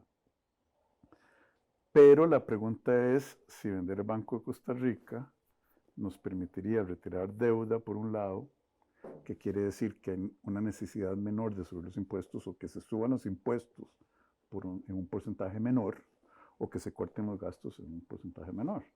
Si yo fuera empleado público que necesita mi salario, yo pensaría, si van a cortar la planilla del Estado en tanto por ciento y si se vende el Banco de Costa Rica y significa que a mí me van a cortar menos, desde un punto de vista muy egoísta, tal vez valga la pena. Desde un punto de vista social, el reducir la carga de intereses del presupuesto, que es 5.1 del PIB. Pero vea dónde estamos, don Jorge, es que yo no quiero ser pesimista. 5.8 de gasto tributario, 6% del PIB de evasión y pagamos 5.1 de intereses. Cuando invertimos en infraestructura, 1.4 del PIB. ¿Cuántas veces cabe 1.4 en 5.1? Pagando intereses, que es plata botada. Pero no es ser pesimista, es que es la realidad. O sea, orden. Yo digo que es orden. Vea, ya llevamos casi un 18% del PIB en esta conversación. Entonces, esta conversación lo que me está llevando a decir es que con voluntad política y un orden en las finanzas públicas, sí se puede sacar la tarea. Yo creo que con sabiduría y valentía, que lo he dicho muchas veces, incluyendo mi carta de renuncia, y con capacidad gerencial, de administrar los procesos, Costa Rica puede salir y puede salir mejor. Ahora, salir sin dolor no es posible. Y yo le digo, la Europa que se reconstruyó luego de la Segunda Guerra Mundial era mejor que la Europa antes de eso. Y los Estados Unidos que emergieron después de la Gran Depresión salió mejor, pero hubo que pagar costos.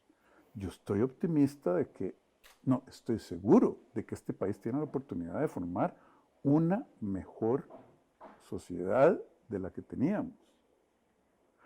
Pero tenemos que entender que no hay, matemáticamente hablando, no hay opción sin dolor y sin que todos paguemos de acuerdo a nuestras posibilidades. En el momento en que se salga alguien de ese canasto, se nos desarma el muñeco, para hablar en términos populares. ¿Qué fue lo que nos pasó en el 2018 después de aprobar el plan?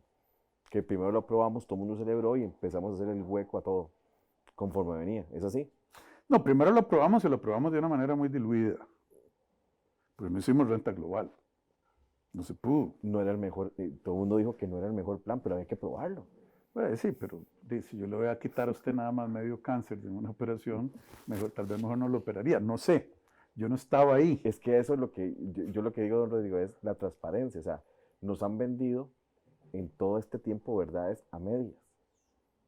Todo el mundo, voy a volverme al 2018, todos decíamos no, no, y estaba el plan, ya estaba la Asamblea Legislativa con el plan en la mano, y todo el mundo decía, hay que agregarle esto, hay que agregarle esto. Hablamos de renta global siempre, y hablamos de un montón de cosas más, pero estábamos tan en contratiempo que al final todos dijimos que lo apuré porque hay que salvarnos, y 4 o 5 días después de que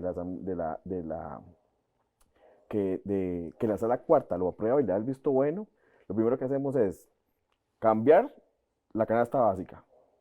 Que eso fue un golpe, pero al hígado, un gancho al hígado. Y después sacamos la famosa lista de gente que se le había condonado la deuda.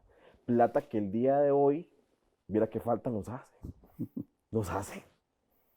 Pero vamos a ver, don Jorge, a ver si yo entiendo la historia de esto bien, porque yo no estaba aquí.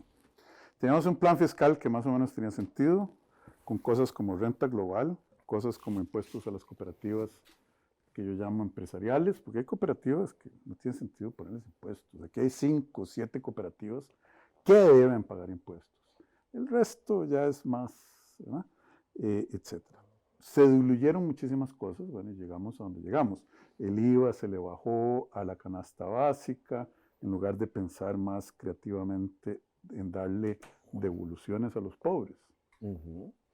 Perdóneme que le diga que en este país, y gracias, hay gente como usted y como yo, que le gastamos proporcionalmente poco en los elementos de la canasta básica.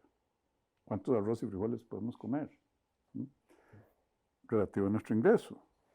Yo creo que es injusto que yo no pague la canasta básica. Y usted tampoco, y me parece injusto que usted tampoco lo pague. Pero lo que nosotros debemos haber hecho es dejar la canasta básica al 13 y devolverle a la gente que no tiene cómo pagar, a quien eso sí le cambiaría las condiciones de vida. Ahora, al quitar el 1% de la canasta básica, se pierde la trazabilidad de los grandes productores de arroz, de los productores de frijoles, de los productores de leche, de los elementos de la canasta básica. Entonces yo no sé a quién estamos beneficiando. Pues aquí hablamos muy bonito de las cosas sin hacer un análisis de incidencia. Entonces le iba a decir, Jorge, se diluyó antes de aprobación la ley 9635 y después de la aprobación se continuó diluyendo. No, fue una fiesta después. Una fiesta. Yo me salgo, a mí no me toca, yo soy independiente. Las universidades, ¿por qué una universidad se le carga un IVA menor que lo que se le gasta, que lo que se le carga al Ministerio de Hacienda cuando compra lapiceros y papel? ¿Por qué? No tiene razón de ser. Bueno, sí, tiene razón de ser. Es una jugada política. No, o sea, lógicamente, financieramente hablando, no tiene por qué. moralmente no tiene por qué. Porque el Ministerio de Hacienda y la universidad, ambas son parte del Estado costarricense.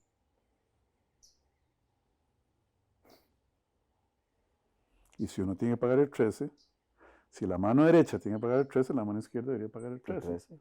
Ah, no, pero es que la mano izquierda tiene amigos que dicen, vos pagás el 4 o el 2, creo que es que pagan, no sé.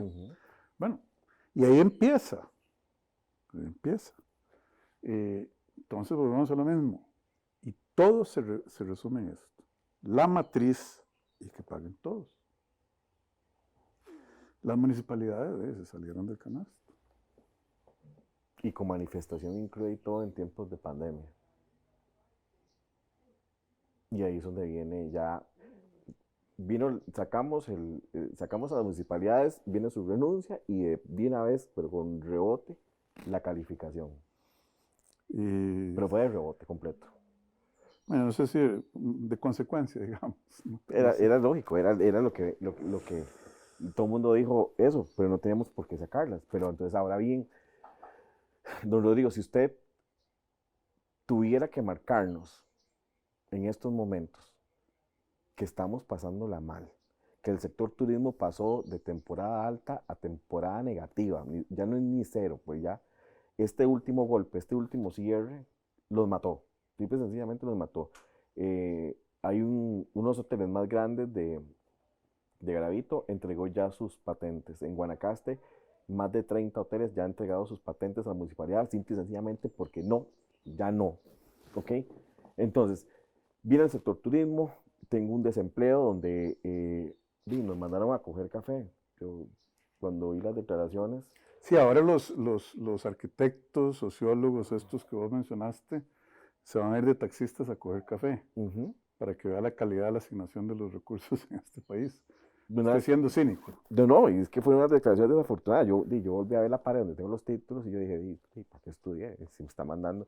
No hay, en estos momentos no hay solución. Ya creo que llegaron un momento varios ministros donde ya no tienen recursos de más.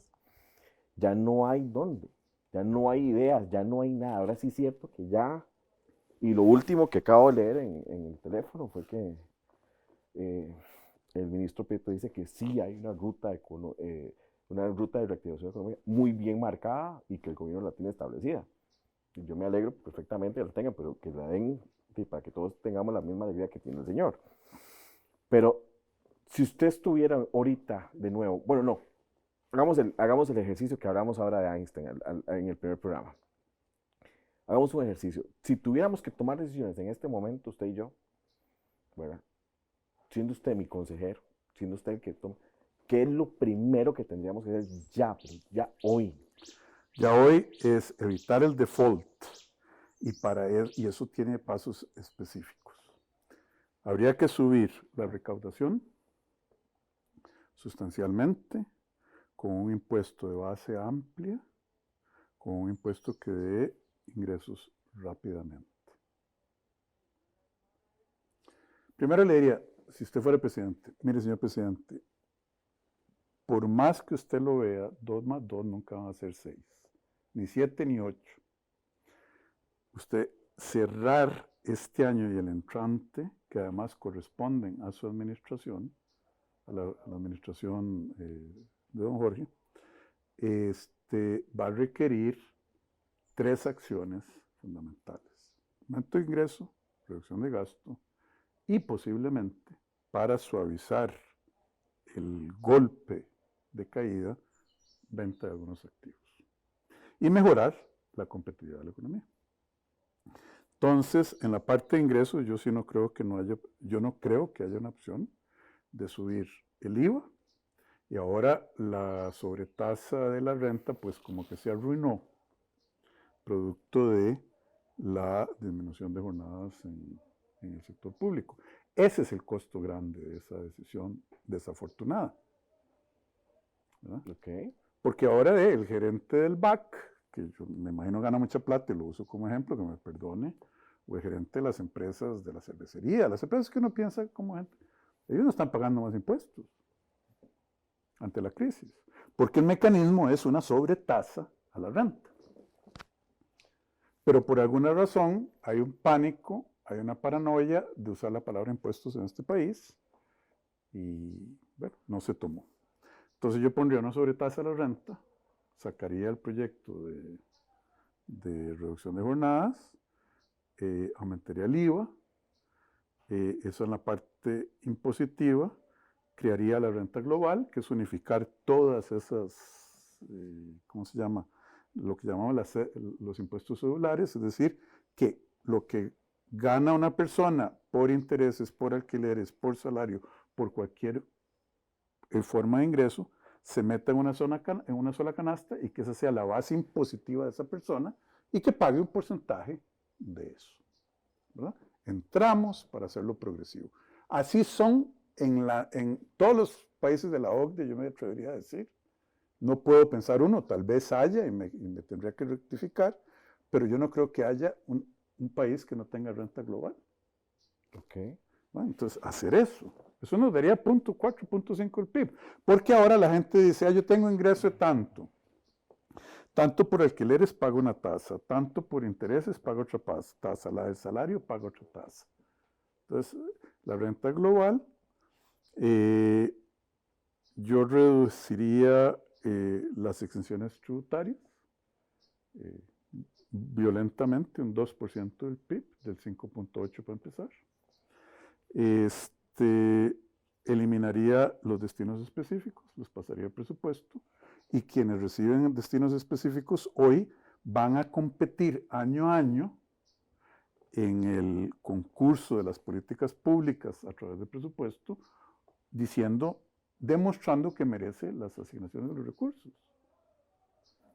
Independientemente de lo que haga el INDER, si lo hace bien o mal, o si tiene sentido hoy en lugar de hace 30 años, o el PANI o lo que sea, ellos van a recibir el dinero.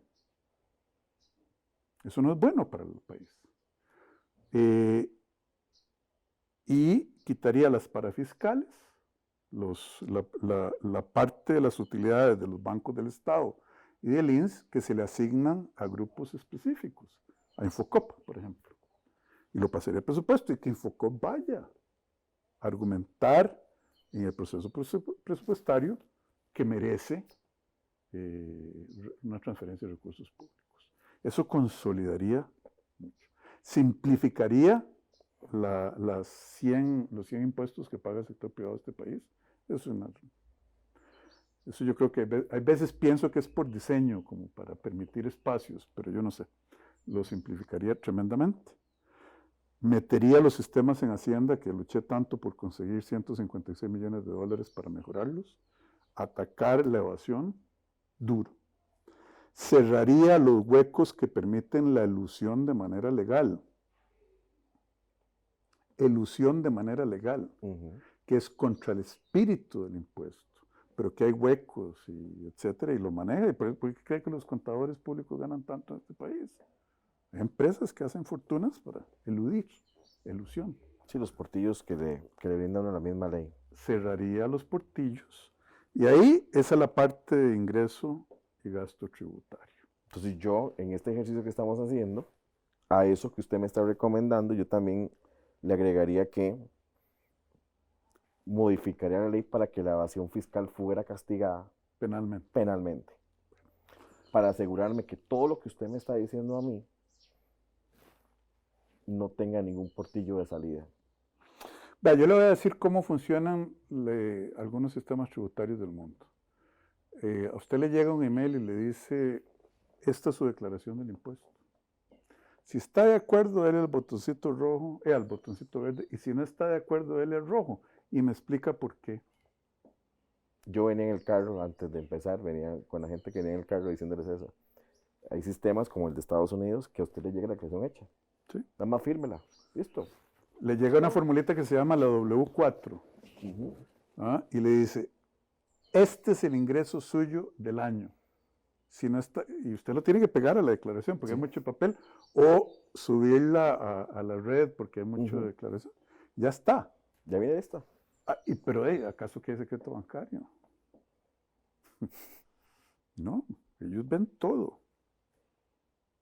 Entonces, en la parte de ingresos usted cierra arma el muñeco y cierra la ecuación. En la parte de gasto, usted hablaba de 330 instituciones del Estado. Hay un libro del archipiélago de Gulag. Bueno, este es el archipiélago de la burocracia en Costa Rica. 330 instituciones del Estado. Yo trabajaría en eso. Yo le tengo un ejemplo. Ya se lo voy a dar. Un ejemplo que a mí me dejó, pero asustado, de una entidad del Estado que en este momento tiene 16 entidades adentro, que es del Ministerio de Agricultura. Por aquí tengo el ejemplo y ya voy a dárselo. Es increíble que un ministerio tenga 16, que pueden haber sido departamentos en el mismo ministerio, tenga 16 instituciones. Eso no se puede. Bueno, ¿cuántas tiene el Ministerio de Cultura? Yo creo que le gana. Sí. Chequéelo, no sé, pero yo creo que le gana. Si la memoria no me falla. Más instituciones. El Ministerio de Cultura, chiquito. Y hay una publicación que sacó la Nación, creo que el sábado. Vamos, yo creo que la tengo por acá. Que ese titular de la Nación, no, fue el viernes que lo sacó, que tiene el crecimiento del Estado, en lo que ha crecido el Estado en los últimos años. Vamos a ver si aquí está. Dice, no, Contralora advierte a diputados sobre acelerado crecimiento. Deuda pública aumentó 1.4 billones de colones en 5 meses. No se puede. Simple y sencillamente perdimos totalmente el norte y perdimos totalmente el control. De acuerdo. Pero sigamos en la matriz. Debe. Acuérdense que esta solo es un pilar. Hay otros 2 pilares. Pero sigamos en esa matriz. Calidad del gasto. ¿Cómo puede ser que en Costa Rica solo una pequeña parte de las compras del Estado, que son 5 billones de colones al año, ocurran a través del sistema SICOP? Solo una pequeñita parte. El resto lo hace cada quien separadito, con su propio sistema y no monitoreado. El INSE compra fuera del SICOP la mayoría de las cosas, todas las instituciones. Calidad del gasto. Decía Franklin que un centavo ahorrado es un centavo ganado. Si usted ahorra un centavo es como que se lo hubiera ganado. Yo estoy de acuerdo con eso. Y ahí el BID nos dice que hay miles de millones de colones en eficiencias. Y lo que ellos llaman leakages en inglés, o huequitos por donde sale el agua. Entonces usted reestructura el Estado, después viene ya, arregló su problema fiscal, no defaultió, genera mejor calidad de ingreso, puede hasta bajar las tasas después. Nadie dice que las tasas tributarias, los impuestos, son de por vida. Cuando el muñeco esté mejor armado y el país haya salido de esa crisis, usted puede bajar las tasas. Hay países que han implementado ese sistema y les ha funcionado perfectamente. Perfectamente. Han hecho más competitivo el país, más atractivo para invertir. Más atractivo. De hecho, cuando usted no tiene que pagar 5.1% del PIB, que es el presupuesto de Costa Rica, el gobierno controla solo el 30%, 38%, del cual el 92% es total y absolutamente fijo, es totalmente rígido. Y el resto, casi 60% o más, está en las instituciones autónomas. Y el gobierno gasta la mitad de sus ingresos en salarios y otro buen poco en intereses. Y el resto en transferencias. Al FES, una rigidez. No hay posibilidad de adaptarse a... No hay una flexibilidad. No hay posibilidad de adaptarse al ciclo económico, a las condiciones, al cambio tecnológico, a cómo el mundo se mueve. Nosotros estamos amarrados. Entonces, ahí, y después viene ya la parte estructural, donde la tramitología, racionalizar la regulación, crear más competencia, más justicia en los precios del arroz, de los frijoles, de la leche, de la electricidad, etcétera. Invertir en calidad de gasto, más infraestructura para que seamos más productivos. Yo le mencionaba que Gastamos 1.4% del PIB en infraestructura. Vietnam gasta el 7% y tiene años de estar gastando el 7%. Malasia el 8,5%. China, ni se diga, el 10%. Nosotros yo no creo que cubramos ni siquiera la depreciación. La gente lo sabe. Ahora usted me decía, el coronavirus tiene la gran ventaja de que no hay tanto tráfico. Estar sentado en el peaje de la autopista de Escazú no es el mejor uso del tiempo de nadie. Es un desperdicio económico. Bueno, lo mismo con los puertos, lo mismo con la infraestructura de transporte, la telefonía, la telefonía celular, la banda ancha. Entonces hay que mejorar la calidad del gasto desde un punto de vista de asignación de recursos y desde un punto de vista de comprar lo máximo que se pueda con cada color gastado. La parte de productividad y viene la parte de cohesión social.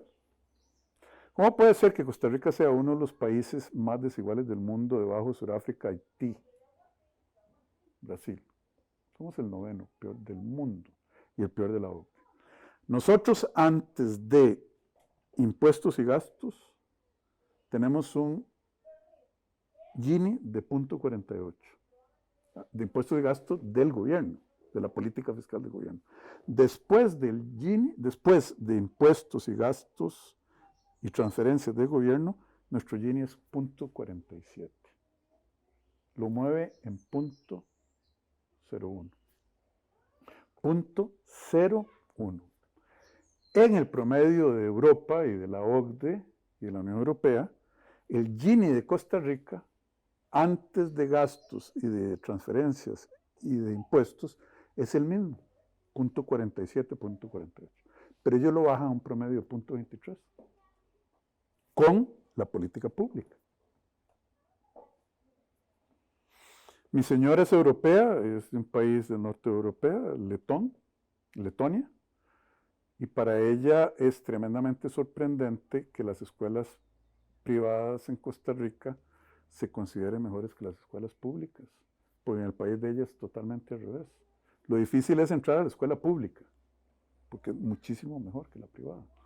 ¿Y eso qué me dice? Que la calidad de los servicios que presta el Estado en este país no es la adecuada. Volvemos a lo mismo. La igualdad de oportunidades. Entonces, ese pilar de cohesión social yo creo que es fundamental para mantener el estilo y la vida costarricense. Eso es lo que haríamos si estuviéramos en este momento usted y yo tomando decisiones. Eso es lo que haríamos. Pero hubiéramos formulado una visión país primero. ¿Quiere que le comparta la que yo le sugeriría a usted si usted fuera presidente en el 2022? La visión país es un país próspero, con prosperidad compartida, eliminando la pobreza extrema y en el que la gran mayoría de la población sea clase media. Y por clase media yo defino gente que no tiene vulnerabilidad económica, es decir, que su probabilidad de caer en pobreza por un accidente exógeno sea muy baja. Yo le puedo mencionar a usted 15 países con ideologías totalmente diferentes y con sistemas ideológicos y políticos diferentes que han logrado ese concepto. Una sociedad de clase media, con los beneficios que eso lleva. Esa sería la visión país. Don Rodrigo, vamos a ir terminando este programa. Te lo juro que yo me quedaría 3 horas más y creo que todo el que nos está viendo también. En estos momentos, Costa Rica, a la hora de hacerle frente al Fondo Monetario y negociar, ¿tiene equipo económico para hacerlo? El gobierno tiene un equipo económico. Es una pregunta de hecho y la respuesta es sí, hay un equipo económico. He traído a los mejores economistas de este país y los podemos ver en páginas como la Academia de Centroamérica, y ninguno de los economistas reconocidos de este país o con experiencia en este campo está en el gobierno. Vea, si usted me está preguntando cómo valoro yo el equipo económico del gobierno, es diferente a que si hay un equipo económico. No, yo digo, es que en Ah, las manos de quién en las manos de quién vamos a estar frente al Fondo Monetario. Eso es una... Experiencia. bueno, eso es otra pregunta diferente. ¿Quiénes vamos a estar frente al Fondo Monetario? Y de hecho ya la conversación empezó, de nuevo, seamos transparentes con la ciudadanía. Esas conversaciones están pasando Ujú. y hay videoconferencias, etcétera. El equipo económico son doña Pilar Garrido, don Elian Villegas y don Rodrigo Cubero, esos son los que están al frente. Don Rodrigo trabajó en el fondo y los conoce bien. Yo no sé si don Elian y doña Pilar se han preparado en ese sentido, pero efectivamente hay que entender que no es una negociación. Una negociación es cuando usted y yo nos ponemos toma y daca y Ujú. que el fondo le va a decir, ¿sabe qué? Usted tiene que demostrarme a mí que en 24 meses, porque no van a ser 3 años, yo le he puesto una buena botella de vino de que el fondo nos va a dar solo 2 años para implementar el programa.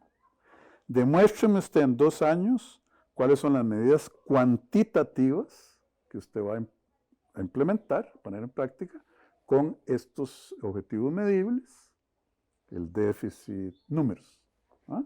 Y las medidas estructurales que van a garantizar que estos ajustes no sean flor de un día. Y el ajuste que usted tiene que darme es uno que garantice que la razón de deuda a PIB caiga al 50%, estamos en 70%, ya casi, caiga al 50% en determinado número de años. Dígame cómo lo va a hacer. Listo. No hay negociación. No, es que los artículos de la constitución del fondo, que se llaman en inglés The Articles of Agreement, Ujú. que es la constitución, las reglas de funcionamiento del fondo, dicen específicamente que el Fondo Monetario Internacional no puede prestar $1 en una situación en que la deuda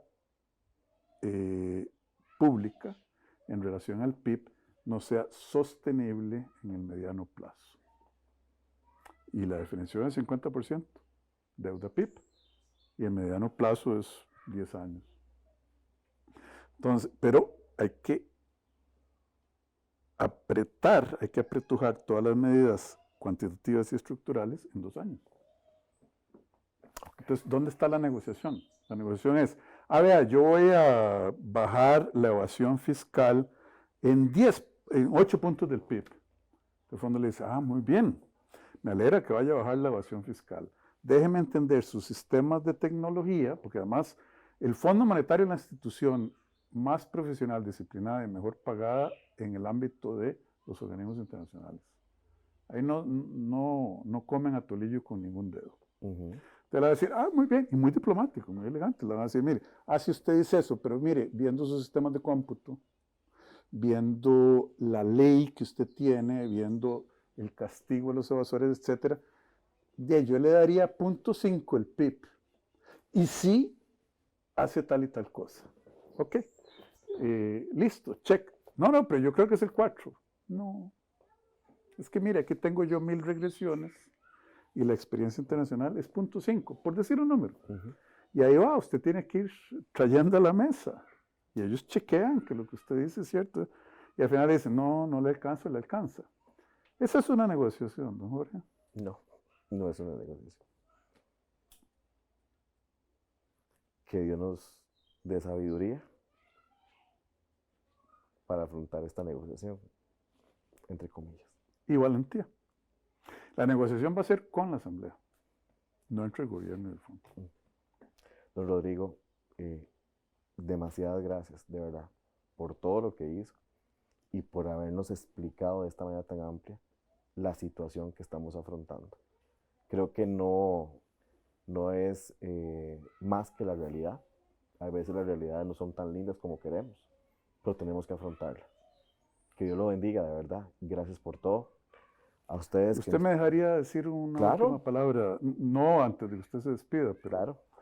miren, yo creo que este país tiene un potencial enorme. la pintura que yo estoy pintándole a la ciudadanía a través de su programa, Jorge, que le agradezco, no la estoy haciendo pesimista para asustar. La estoy haciendo realista para crear el sentido de urgencia y de la necesidad de comportarnos como ciudadanos todos y como patriotas y próceres los que tienen el poder político. Este país va a salir de esta crisis, porque no hay mal que dure 100 años, ni cuerpo ni nación que lo aguante. La pregunta es cómo vamos a salir y qué le vamos a dejar a nuestros hijos y nuestros nietos. Y ahí es donde, yo le sigo insistiendo a todo el país, se necesita sabiduría, valentía, para pararse en esos dedos de la gente que se va a enojar, y la capacidad gerencial. En ese sentido, don Jorge, yo le agradezco muchísimo el espacio. Gracias, don Rodrigo, de verdad. Que Dios lo bendiga y que todo les haga de las mismas maravillas. A usted que me está viendo también, que Dios lo bendiga, que Dios lo guarde. Esto que don Rodrigo nos explicó es una excelente enseñanza para todos, para que todos sepamos cuál es la realidad y lo que nos están diciendo. Que pase usted una feliz noche, que Dios lo guarde y nos vemos el próximo jueves en Salud Financiera.